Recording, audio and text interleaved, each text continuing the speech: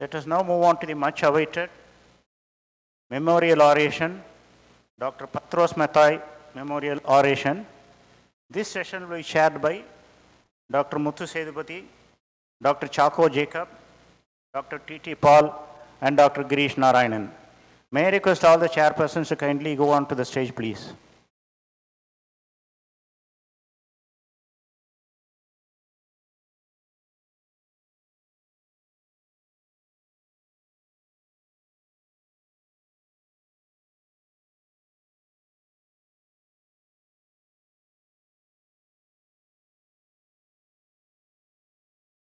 We request the chairpersons to kindly pay our tributes to Dr. Patros Mathai and also introduce the speaker, Dr. Kasi Visweswaran, to the audience. The chairpersons to take over, please.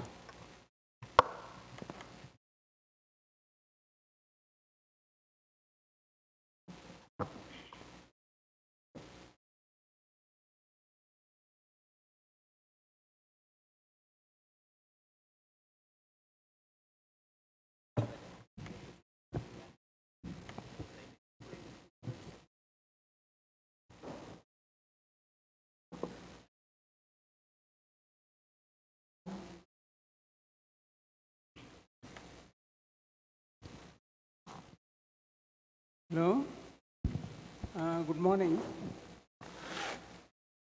This is the highlight of our conference today, which is Dr. Patros Mathai Memorial Oration. Many of you in the junior cadre may not be aware of Dr. Patros Mathai, so I would like to read out what he has done and what he has been responsible for in his career. Professor Thomas Patros Mathai was born in Pathanmtha in 1939. Dr. Patros Mathai is well known among the senior generations of nephrologists all over India, especially Kerala. After schooling in Pathanmtha from University College Trivandrum and from SCB College, Medical College, Cuttack, and MD from PGH Chandigarh in 1968, he worked at AAMS in New Delhi as registrar and later in CMC Law as lecturer. He has been associated with nephrology and dialysis right from the installation of the first dialysis unit at CMC. He had become involved with studies on peritoneal dialysis and thromboplastin generation in uremia during his training for MD at PGH Chandigarh. He set up the first active dialysis unit in the Charitas Hospital, Kottayam, catering to cases of snake bite, which as now used to be extremely common in Kerala always. So snake bite and other cases of acute renal failure. He has publications on rare poisonings leading to acute renal failure, and his paper on ARF, that is acute renal failure from poisoning due to plant products and marking nut, has been quoted in standard textbooks of nephrology.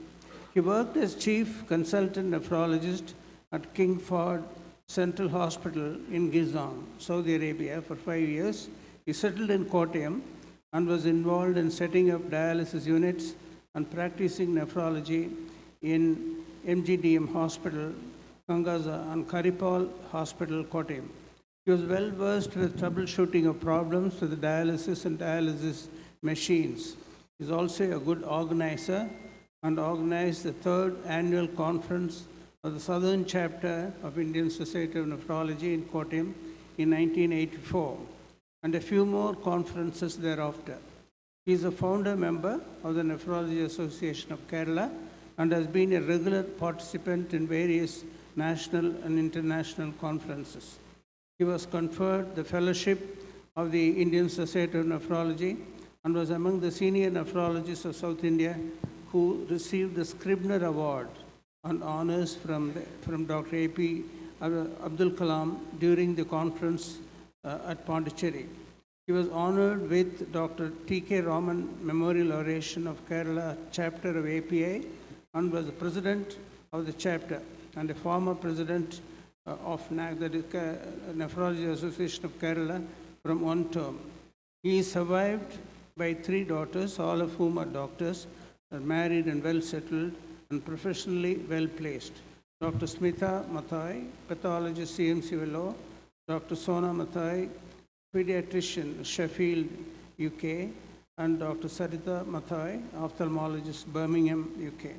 He was a gentleman to the core, hardworking, knowledgeable, expert in nephrology and dialysis, pioneer of hemodialysis in Kerala, with an unassuming personality, and is respected by all.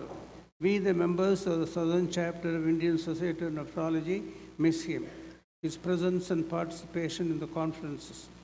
We mourn his demise and pray for his soul to rest in eternal peace. Personally, I still remember the days when, on the very first day of the conference in Southern Chapter, he used to be there, well dressed and looking like a regular gentleman, and attended all the sessions. That's how we interacted with him. That's how I remember him always. Apart from his academic credentials, he was a gentleman to the core.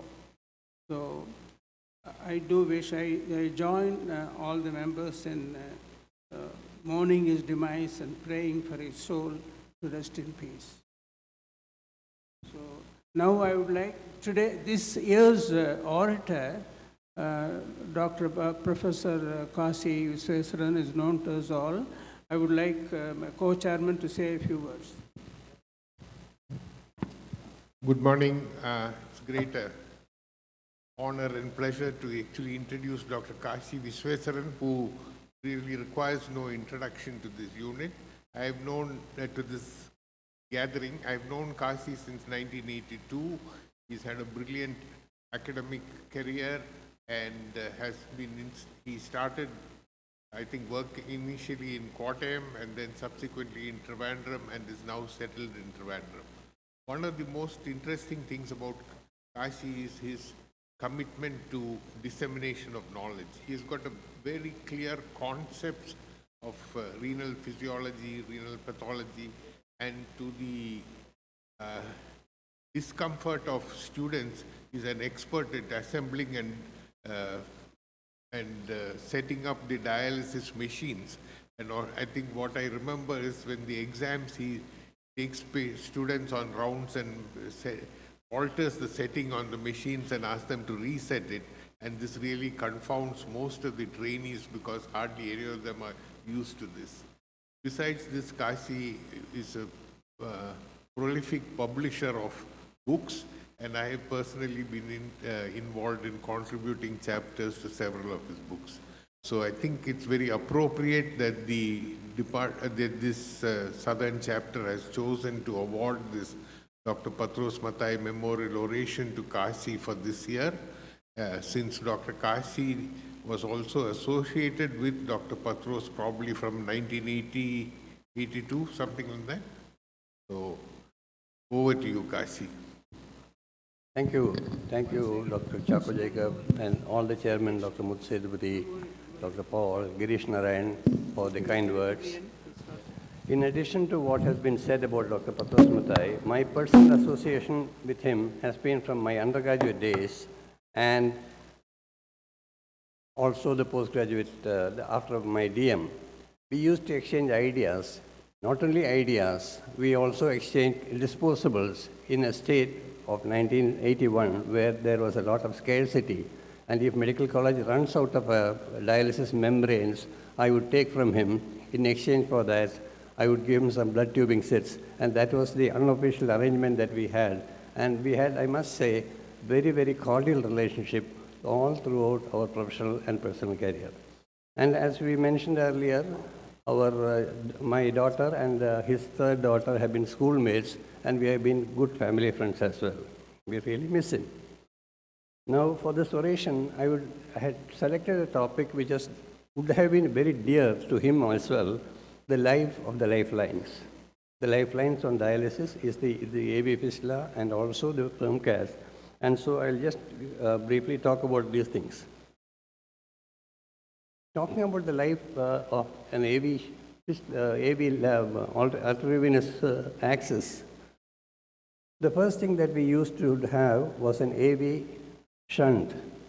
We have used AV shunts during our earlier part of the career, where for acute renal failure, you cannulate the AV radial artery and the cephalic vein near the forearm, and then the shunt goes on outside the body. We connect it to the machine and then reconnect it. I don't think many of you, the youngsters, would have even seen an AV shunt. The life of the AV shunt would be probably 6 months. With very great care in our setting, it will be 12 months. I am sure Chaco will agree with me that AV shunt doesn't last for more than 12 years.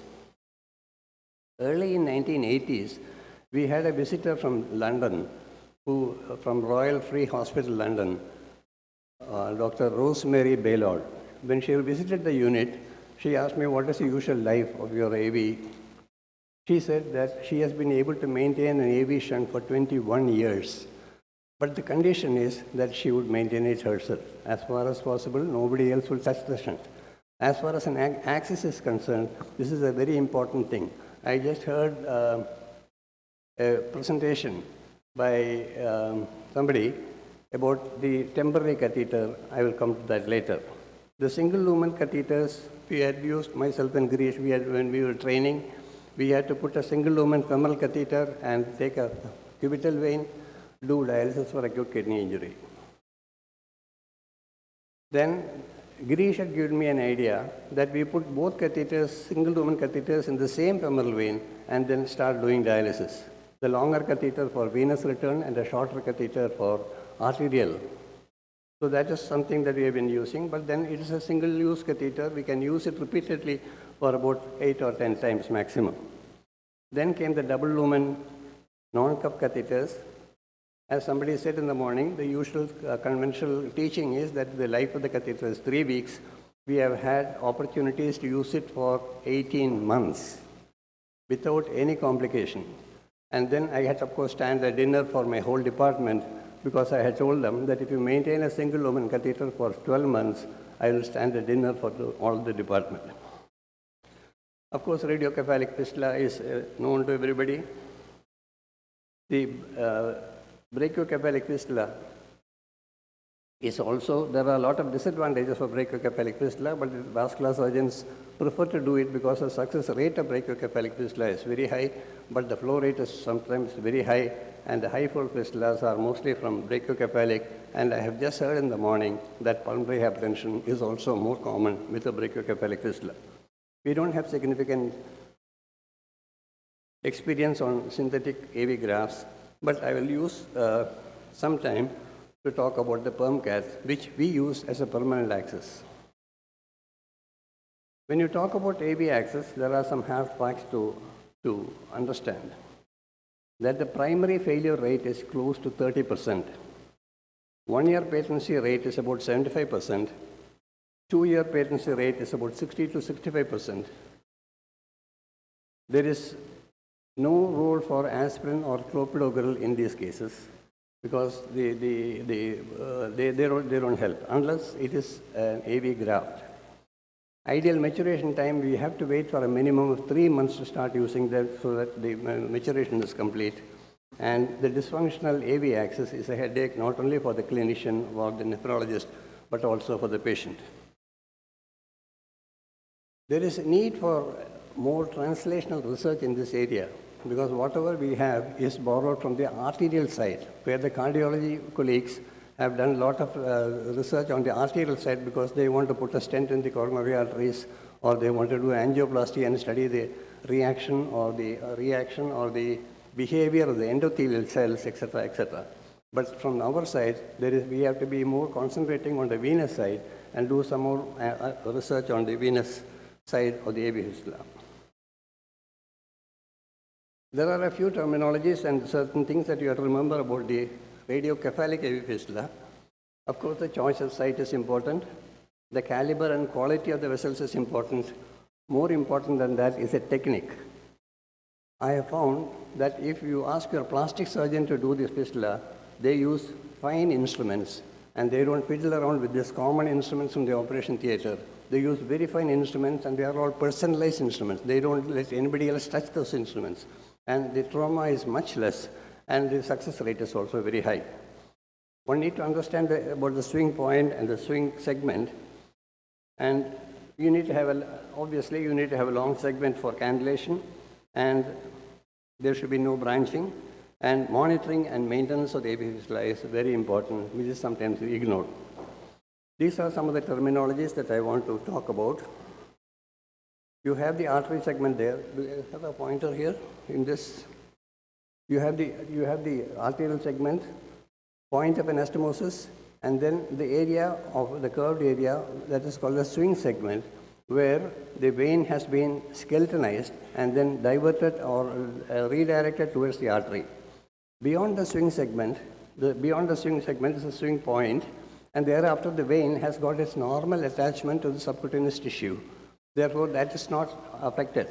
But the isolated or the skeletonized part of the vein that is coming in the curved fashion is called the swing segment, and it is a very highly vulnerable area for the development of various problems relating to vascular access. The definitions we all know are primary failure, primary patency, functional primary patency, survival time, that is from the time of placement to the permanent failure, and access survival. Now let us talk about the dynamics of a newly created AV fistula. A few things that we need to understand is, one is called the wall shear stress, and second is called the wall tension. These two are the important points that are responsible for the proper development of an AV fistula. A wall shear stress is a parallel force that is acting along the vessel. If the flow rate is higher, the shear stress is more, but that is favorable. Whereas if the flow rate is not laminar and it is turbulent, then the wall shear is highly increased and it is harmful for the endothelium. So a flow through a straight vessel is smooth and laminar. It has got an optimal wall shear stress. Endothelial cells are in a steady state, and there is a low turnover of endothelial cells. The endothelial permeability is low. There is low oxidative stress and low inflammatory response. That is what we normally want in a good AV fistula. Wall tension, on the other hand, is also a favorable factor, where a high wall tension is a perpendicular force that is acting on the vessel wall, and this stimulates the arterialization. That is what we want. The arterialization is stimulated by the wall tension, and it increases the luminal diameter and attempts to reduce the wall shear stress downstream. This shows the dynamics along the curvature and branches in a vascular system. If you see the left-hand side, you have a straight flow, laminar flow, and the wall shear stress is less, endothelial cell turnover is less, and there is no oxidative stress, there is less damage. Whereas if you see on the right-hand side, you find that there is a turbulence of flow, there is a disturbed shear stress, endothelial cell alignment becomes poor, endothelial permeability becomes increased, pro-inflammatory cytokines are released, there is high oxidative stress, increased wall shear stress, denudation of the endothelium, formation of neo-intimal hyperplasia. The neo-intimal hyperplasia will cause narrowing of the blood vessel and then promote thrombosis of the blood vessel. So these are the differences between the laminar flow as well as the turbulent flow along a AV fistula. And as you can understand, in that curvature of the swing segment, the turbulent flow is higher and the laminar flow is very low. Therefore, this particular segment is highly vulnerable to development of complications. Again, after AV fistula creation, the ideal situation is to have an arterial diameter of 1 point. The factors for causing juxta-anastomotic stenosis are arterial diameter of 1.5 or 1.5 to 2 millimeters, venous diameter of less than 2 to 2.5 millimeters, presence of prior venipuncture in the site, surgical technique and instruments about which I had talked to you about, presence of accessory veins, and the amount of stress involved, and the amount of neo-intimal hyperplasia. And also there is some genetic predisposition. If you see that the cartoon here, on the lower side, You have a laminar flow, the anastomosis is there, and then there is a turbulence and oscillating wall shear stress, and then you have unstable, you have flow reversal. Because when you find, if you are just, taking bath in a flowing water in a river, when you stand there, the water comes and forms an eddy current. That means there is a reverse flow of water. Like that, there is a reverse flow of blood, and that area is more injured, and then you have a new intimal hyperplasia, narrowing of the vessel, thrombosis, and various other things. The next thing that you need to understand is about the wall remodeling. We talk about wall remodeling. The vessel wall remodeling occurs when there is a change in that parameters. If the shear stress is increased, or when there is a increase of pressure or stress. There are two things. One is called the internal remodeling, and the second is called the external remodeling. In internal remodeling, the intima becomes highly thickened, the media also, and compromises the lumen of the blood vessel. Whereas in normal remodeling, it is a perfect external remodeling that you see in the red area. That is a normal remodeling where the intima is not compromised, and there may be an excessive overcompensated remodeling where it can form an aneurysm. So these are the mechanics of that. The remodeling pattern is different in diabetics compared to non-diabetics. In diabetics, there is more chances of new intimal hyperplasia due to excessive inward remodeling. Negative vascular remodeling and vasoconstriction causes thrombosis. There has to be a critical balance between inward and outward remodeling in these cases. All components of the vein are involved. Normally, we thought that only the endothelium is involved or the muscular coat is involved. There is a very, very important place for the adventitia in the remodeling process. The adventitial fibroblasts, they migrate to the intima and they undergo what is called a phenotypic transformation to myofibroblasts, which contain elements like actin, and actin is a contractile element. So there is infiltration of the endothelial area with contractile elements, and they cause hypertrophy and then formation of tissue in that, forming the bulk of the neo-intimal hyperplasia. Another interesting thing is the bone marrow-derived cells. You have bone marrow-derived smooth muscle progenitor cells, which travel and then they also populate the neo-intimal hyperplasia, causing worsening of the neo-intimal hyperplasia. The other thing is the endothelial progenitor cells, again coming from the bone marrow. They come through the lumen, and particularly in the case of the graft, AV graft, they start populating the inner surface of the graft, endothelializing the graft, and that's a favorable thing that happens in due to endothelial progenitor cells. There are some systemic and local factors involved in the maturation of an AV fistula. One is, of course, the patient demographics, age, sex, ethnicity, comorbidities, hypertension, diabetes, atherosclerotic, and vascular remodeling. In a non-diabetic, vascular remodeling is more favorable, as I said earlier, but the neo-intimal hyperplasia is increased in patients who are diabetic. On the other side, the surgical technique I have already talked about. What happens is that the smooth muscle cells of the vein, they hypertrophy and they cause arterialization of the vein and increase flow rate. Now comes the question of what we can do. One of the things that we can do is to monitor the fistula and have a proper surveillance. This is where your dialysis discipline and the commitment of the dialysis technician becomes very important. I think we must start insisting on monitoring and recording the status of the AV fistula for every dialysis. They monitor the blood pressure, they monitor everything else, but they don't document the status of the AV fistula. So we must insist on the recording of the data, condition of the fistula. The simple arm elevation test helps you to identify early problems with the AV fistula, which is never done in most of the dialysis units, including ours. A palpation, auscultation is very important. As a routine, it doesn't take more than half a minute to ask the patient to raise the arm and look at the fistula. Just palpate the fistula and also put your stethoscope on the fistula. And if you get a bruit like that, it is not a good bruit. That means the flow is not good.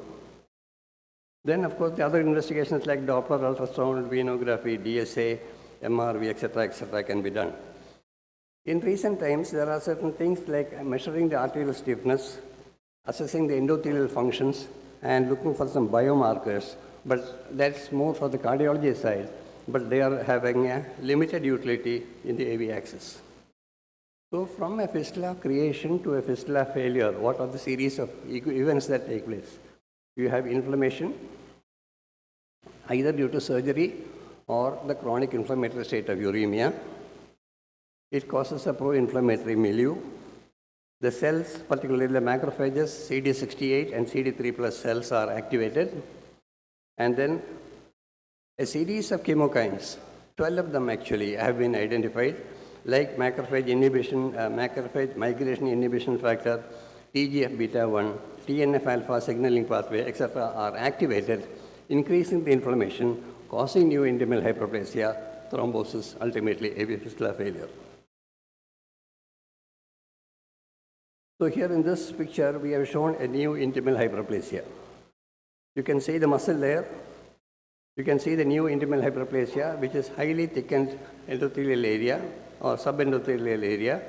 And if you, on the left-hand side, that extreme picture, if you see carefully, the expanded or enlarged view, you can see the areas of angiogenesis as well as some muscular elements. There are some possible therapies that can be coming up, but most of them are experimental. Altering the upstream events, turbulence, flow, and wall shear stress, ligating the accessory veins. There is some role for rosiglitazone and sirolimus because they influence the endothelial progenitor cell migration. Then other things like radiation, gene therapy, localized drug delivery, etc., are still in the experimental stages. There is a process of perivascular endothelial cell embedded gel foam cuff around the venous segment of the AV fistula to help in maturation of the AV fistula. Then you have the paclitaxel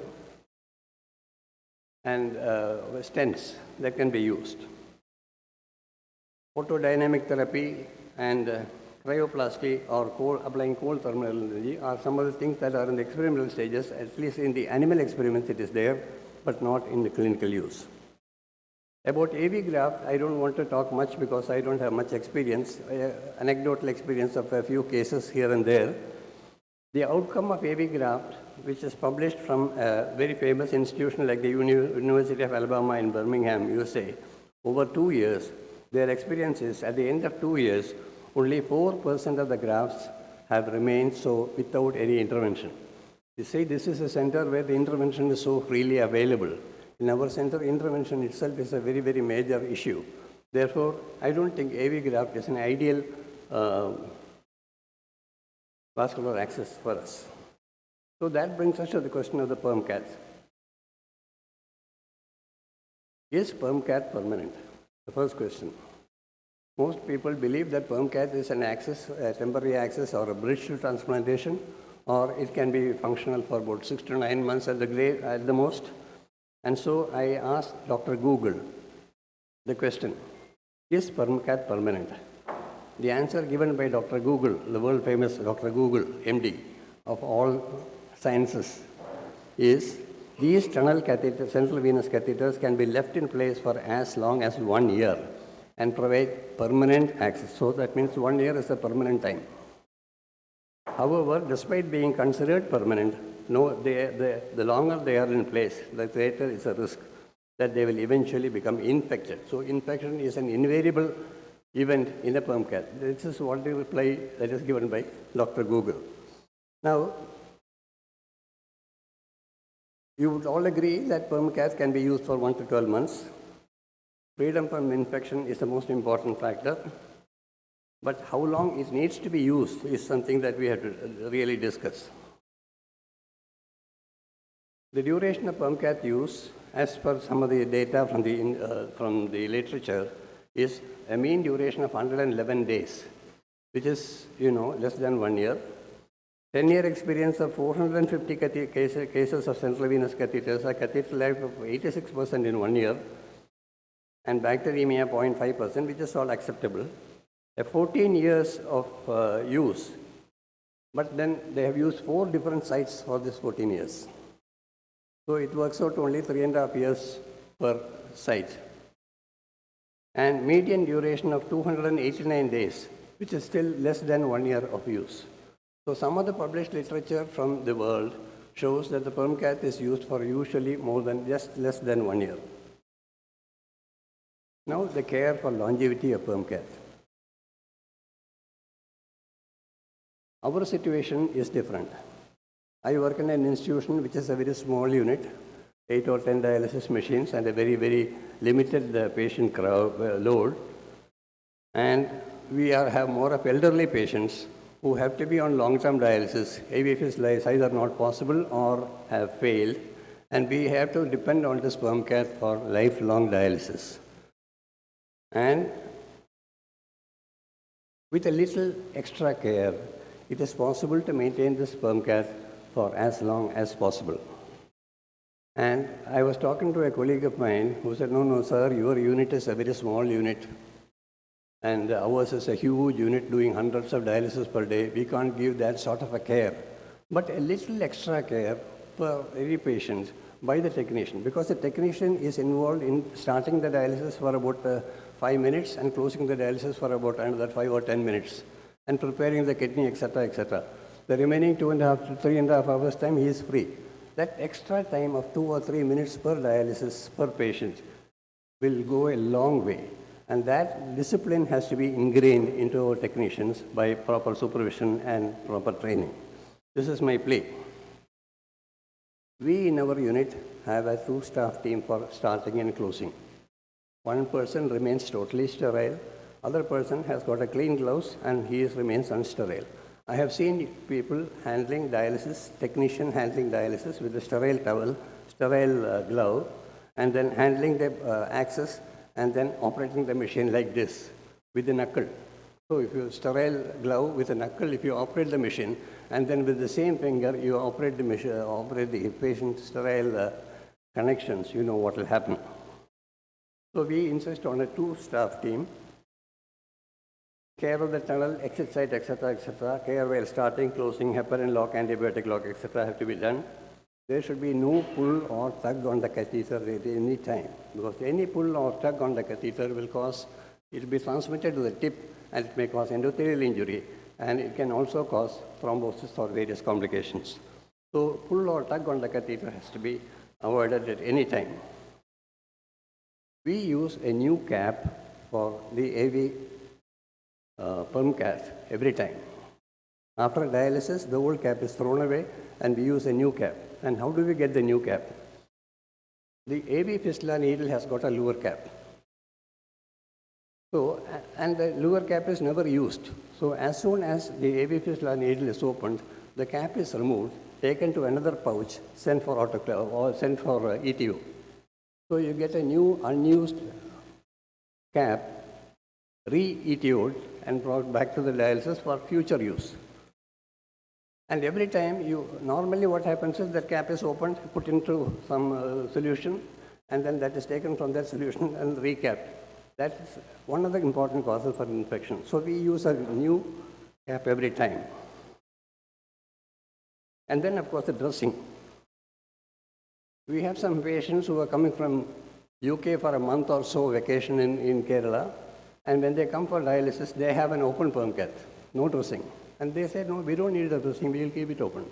It's a firmly fixed catheter, no sutures, nothing. We will take bath, we will do everything. But it is not possible on our side.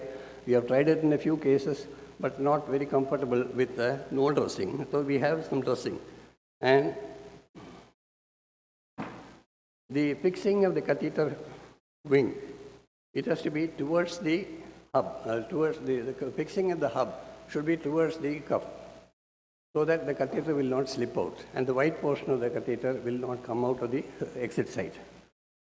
Then the position in most of the catheters, the position of the venous part should be medial, so that outside, I wish I had a pointer in this. If you have the venous part red hub medial, then the arterial side will be towards the wall of the vein. And therefore, when the blood flow occurs, there will be suction, and there can be one-way obstruction.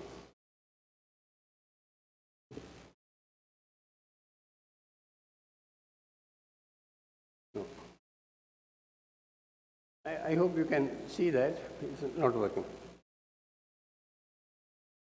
Whereas if the venous segment is, no, it is not there. I tried this. Okay.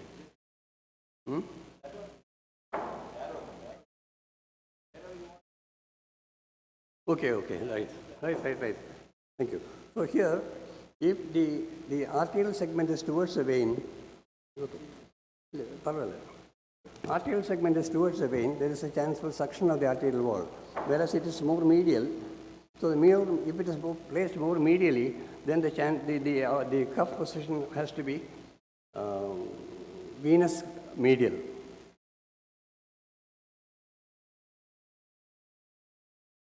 Another. We have just tried to do different types of dressings. The one here is a very expensive dressing with Tagaderm. The cost of that one single dressing is, sterile dressing is something like 400 rupees or so. Mepor is also costly. We use this type of dressing called the fixamal dressing, which is an unsterile dressing, but it is not necessary to have a sterile dressing on the skin over a catheter. And this is the open dressing. I'll just show, at the end of the talk, I'll show how the fixamal is fixed. The most important advantage of this dressing is that the patient can take bath, because it is a waterproof, transparent dressing. As you can see here in this is a waterproof. There is a dressing over that. This is totally waterproof and it is transparent. The patient can comfortably take bath. It is thin, it is non-sterile though, it is sturdy, it is waterproof, there is a strong adhesive. Simple scratching will not remove that adhesive. You have to do a little effort to take it off. It's available, it is not very expensive, something like 40 rupees per dialysis session per strip. But it is available only as a roll. Whereas the other things are available as a single pieces, so less strong adhesive, and then they are not waterproof, they are not opaque. So we use this particular dressing in the recent 2 years we have been using this type of dressing. The other thing I want to emphasize is about the heparin lock. When you push in the heparin and then take a little time, there is a chance of blood coming from the terminal hole to the side hole, and the tip of the catheter will be filled with blood. The chances of thrombosis are higher. Therefore, the technician must be trained to give that heparin lock and immediately clamp the catheter. If there is a delay in between, then there is a chance of blood coming into the tip of the catheter, and that can be a big headache.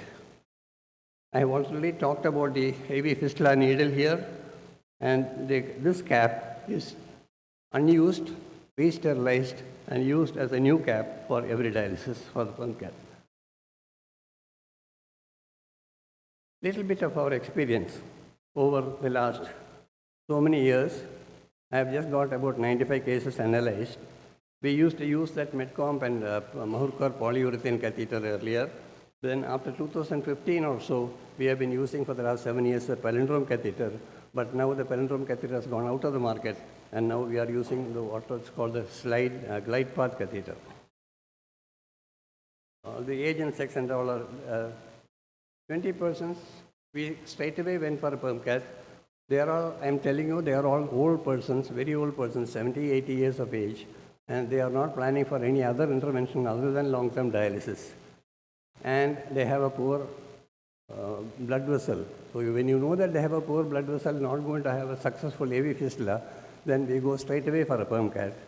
There are persons, about 30 persons have had an IJV, failed AV fistula and perm cath, AV fistula failure and perm cath, or multiple problems and perm cath, etc., etc. But we have used just analysis of the recent cases, 6 to 12 months. Current cases, 6 to 12 months, the 4 cases are going on without any problem. But other cases are either transferred to other units or they had other comorbidities. All the cases have those who died have had a functioning AV fistula. We have all had our own set of complications, excess site infection, 25 local, shivering, asymptomatic shivering, or CRBSI. We have used ethanol lock in a few cases, and that has been published. One-way block. So we have had all problems, but I will just explain to you our experience on a few selected cases. We had one patient who came with to the emergency, and the cardiologist had seen him and then put in a subclavian catheter because he is more comfortable with the subclavian catheter. We maintained that catheter without a break for about 18 months, and then followed up with when the catheter hub broke, we had to change the catheter, and then through the same site, we put a perm cath and maintained it for another 18 months till the patient died due to other causes. All the other cases, like 3 years on dialysis, 32 months on dialysis, 734 sessions on dialysis out of a total of 1,700 sessions of dialysis, all these patients died with a functioning perm cath. Now, look at this peculiar arrangement. The perm cath on the right internal jugular, but this old lady, 85-year-old lady, she had a mastectomy and post-radiation skin atrophy on the right side. So there was no skin at all. I mean, there was no subcutaneous tissue at all on the right side. It was just a thin film of skin on the right side. And so we took the exit side to the left side, and this catheter functioned okay for 30 months till the patient died. 85-year-old lady on dialysis for 30 months and died due to other causes with a functioning fistula. This is our case, which Sampath would also remember. I had shared this case X-ray with him for about 2 years back, and maybe. Multiple failures: left perm cath failure, right perm cath failure, one of the femoral failure, left femoral failure, and then we put in a very long right perm cath, which we are still using nearly 2 years. This is one of the patients who has been published in the Hemodialysis International Journal, where she developed catheter-related bacterial infection, which was not responding well to antibiotics. And then when we got an ethanol lock solution, and then we gave ethanol lock, and then the patient is now off infection, and we have been continuing dialysis with the same catheter. See, the convention is that when there is a catheter infection in a perm cath, you remove the catheter. That is a dictum. But you have to salvage these catheters, because in this particular case, there was no other alternative. We had to salvage. And there was one fungal infection also, where the fungal infection could be lessened. I could not say it is eradicated, because after 6 months, the same culture was grown. So we had published this in the Hemodialysis International. Now, you can please look at this picture. You have the temporary catheter put on the left side, and it has gone straight like this. And the junior doctor who had put in the catheter tried and argued, said, "Sir, this is a left inferior vena cava, so the catheter flow is okay, it's fine." But the fact is that the patient already has a right internal jugular catheter by the anesthetist. So you can't have a double inferior vena cava, superior vena cava. So this is not superior vena cava. When you study the anatomy of the esophageal system, there is a left superior intercostal vein, which is in direct line with the left internal jugular vein. And so if the catheter goes into the left internal jugular vein, then there is a chance of this catheter going through this vein, which is usually rudimentary, but in some cases it can be bigger to accommodate the guide wire, and the catheter can go in. The catheter will be in position, but the blood flow will not be adequate. This vein actually runs through the coronary sinus and drains into the right atrium. So this type of catheter position is not left inferior vena cava. It is usually due to the entry of the guide wire into the left superior intercostal vein. So to summarize, the axis longevity is a very important aspect which we can take care. And as far as AV fistula is concerned, proper evaluation, the technique, giving time for maturation, monitoring by simple arm elevation test and auscultation, careful cannulation and needle withdrawal, and a little bit of extra care is all that is required to maintain the longevity of the fistula.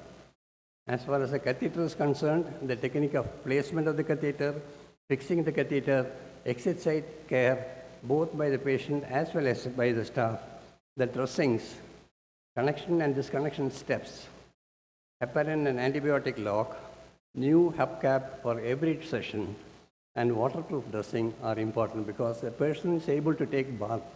The body cleanliness is automatically going to improve, and therefore you are going to have less chances of infection.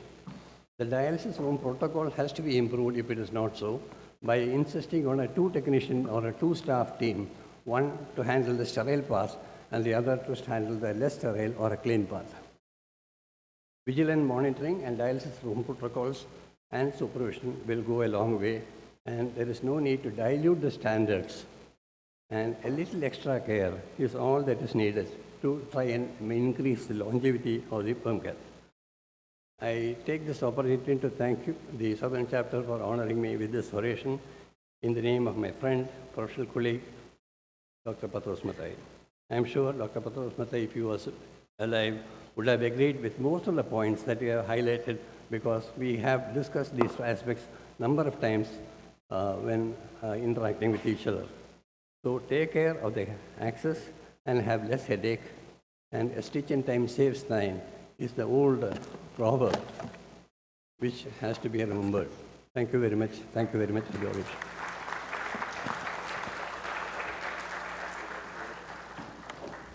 He will show the small clipping of the fixomal dressing.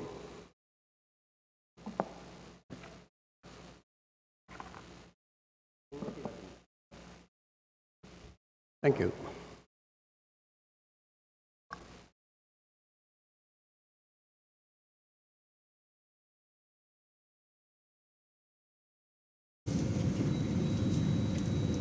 It's a 3-layer dressing.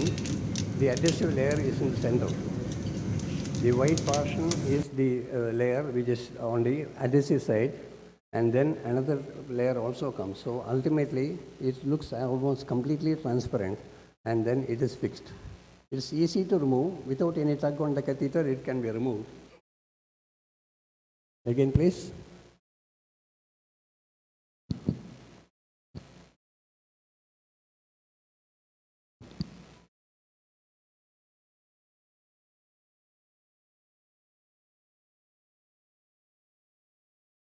He is not touching the adhesive surface. The adhesive surface is just directly on the skin.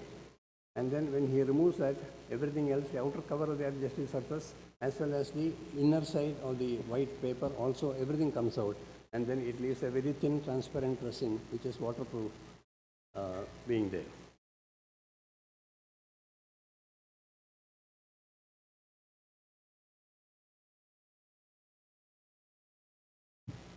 Thank you, thank you. Thank you, Dr. Kashi.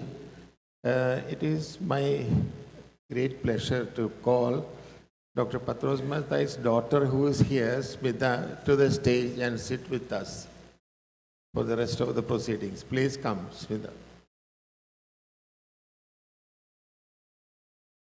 Smita is a pathologist doing electron microscopy on renal biopsy tissues, mostly in CMC Vellore. And she is also trained in UK in an area called digital pathology. I think one of these days we should really hear from her about what is digital pathology, because I do not know what is digital pathology.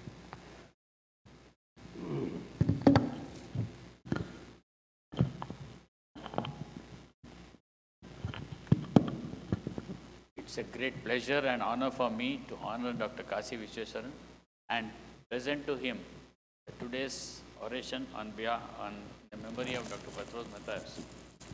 I just read the plaque which has been prepared to honor Dr. Kasi.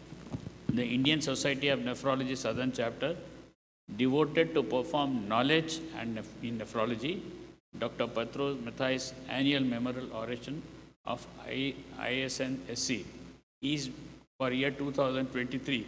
He is being awarded to Dr. R. Kasi Visweswaran for his outstanding contribution to the field of nephrology. This award in particular recognizes his work on longevity of the vascular access in hemodialysis. This award also acknowledges his seminal contributions towards the growth of nephrology in India, signed by the Honorary Secretary and the Chairman of ISNC. I congratulate Dr. Kasi for this. May I request Dr. Kasi to...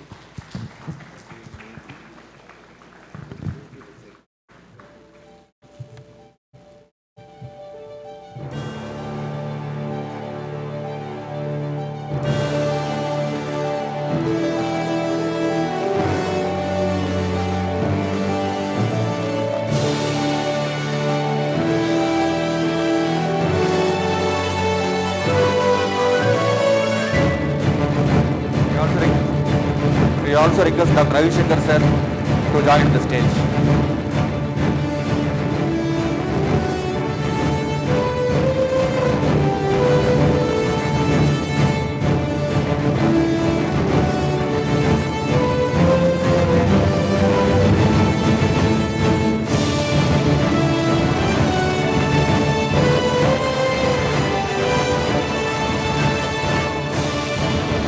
On behalf of ISNSC CON 2023, we kindly request chairpersons to honor the speaker, Dr. Kasi Visweswaran sir.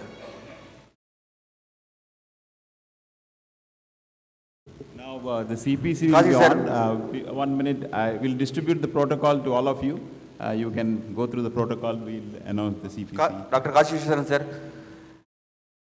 we request you to accept our honors on behalf of the organizing committee.